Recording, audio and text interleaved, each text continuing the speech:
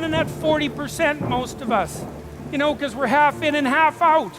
And it's not surprising, because life is difficult. It's like, well, what if you were 90% in? Or 95% in? Or all in? Because you're all in anyways, right? It's a life and death game. No one gets out of this. Everyone dies. You might as well commit yourself.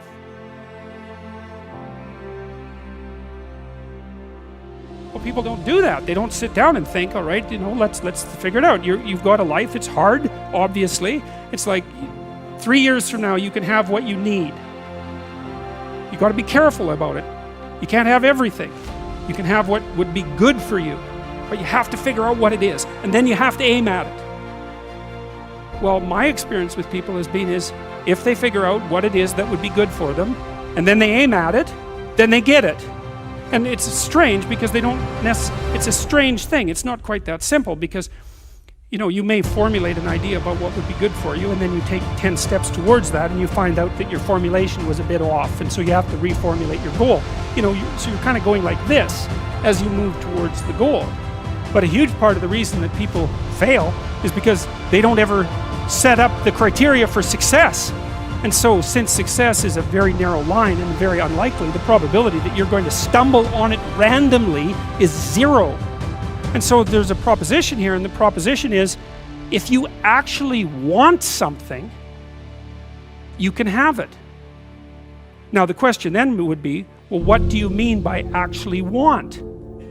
And the answer is that you reorient your life in every possible way to make the probability that that will occur as certain as possible. And that's a sacrificial idea, right? It's like, you don't get everything. Obviously.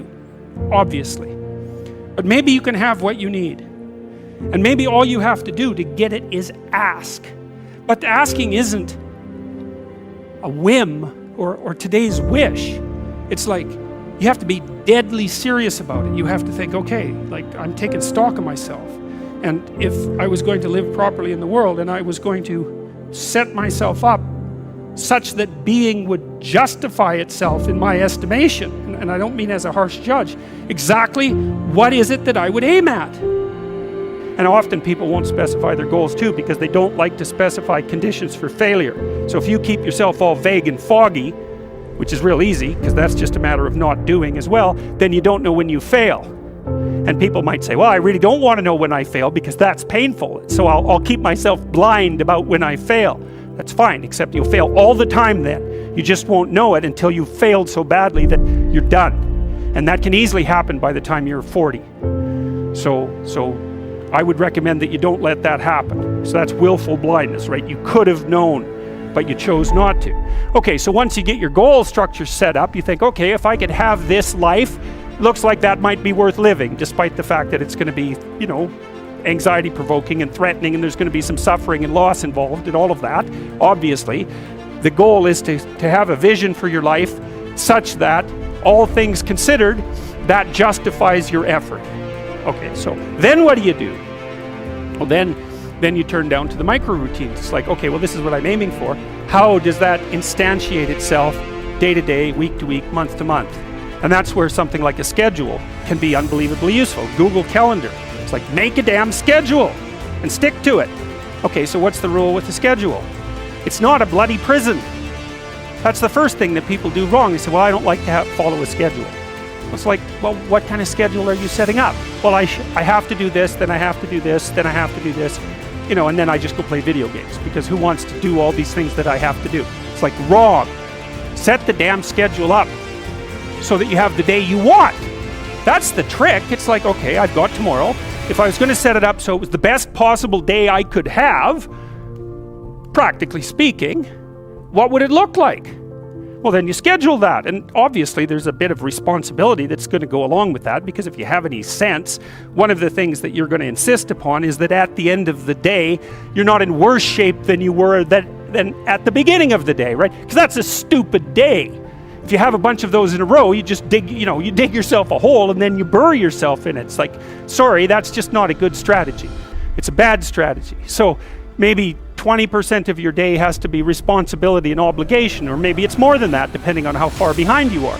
But even that, you can ask yourself, okay, well, I've got these responsibilities. I have to schedule the damn things in. What's the right ratio of responsibility to reward?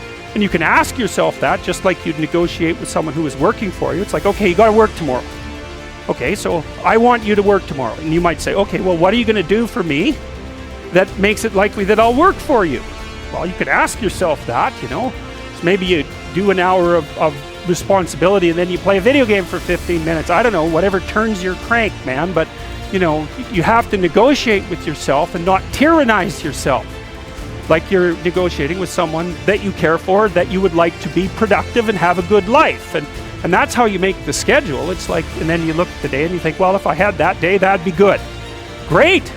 You know, and you're useless and horrible, so you'll probably only hit it with about 70% accuracy, but that beats the hell out of 0, right? And if you hit it even with 50% accuracy, another rule is, well, aim for 51% the next week, or 50.5% for God's sake, or because you're going to hit that position where things start to loop back positively and spiral you upward.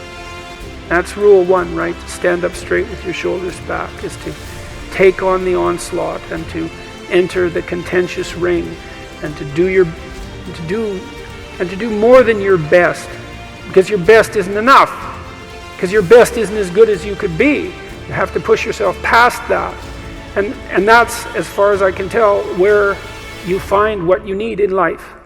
You find the meaning that sustains you in life, and you find the patterns of action that redeem the world, both at the same time. I mean, life is a very difficult business. You know, it's fatal, and it's full of suffering, and it's full of betrayal and malevolence. There's nothing about it that's trivial. It's all profound. And in order to find your way through all of that capacity for hellish experience, let's say, you need to develop a relationship with something that's profound. And you have that capacity. And so, what's the decision that you make? You know, you decide to believe. You know, it's a risk, an existential risk. It's an act of faith. You believe that the truth can set you free. You believe that people have an intrinsic divinity about their soul. You decide that you're going to live in that manner, and that you're going to let everything about yourself that isn't worthy of that goal die. And that might be almost everything that you are. And that's a terrible thing to contemplate. The only thing that's worse, I would say, is the alternative. Because the alternative is the sorts of hells that we manage to produce around us, and that we produced with particular expertise during the totalitarian regimes of the 20th century. And it would be a good thing if we decided collectively and individually not to go back there again. Thank you.